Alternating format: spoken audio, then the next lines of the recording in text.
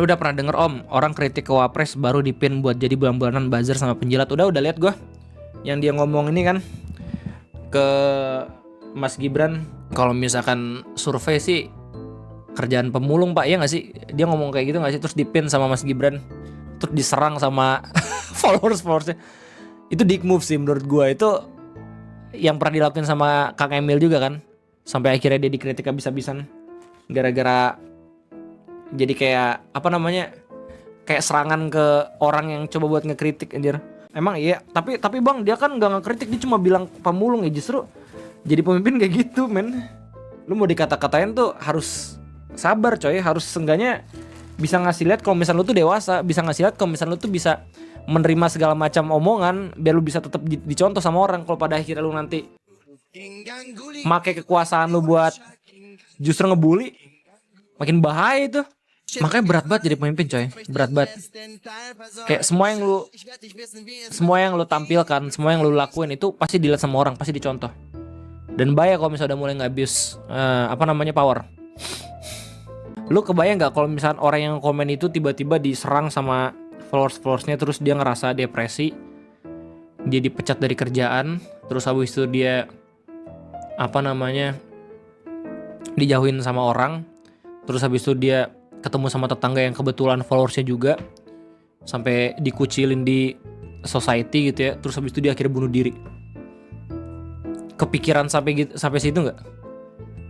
Itu cuman gara-gara dia komen terus di pin of shame sama pemimpin negara.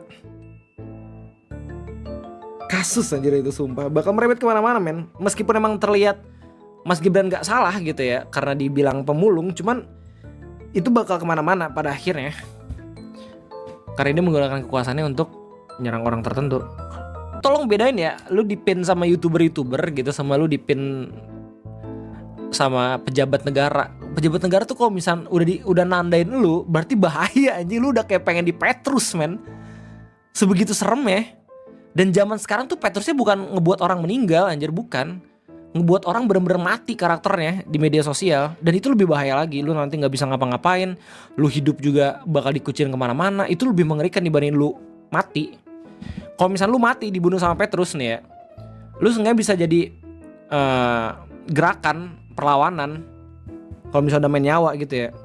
Tapi kalau misalkan main media sosial, main buzzer, orang tuh kayak seakan-akan ngelihat kalau misalnya oh ini salah dia, padahal ya sama aja, nggak terlalu beda jauh.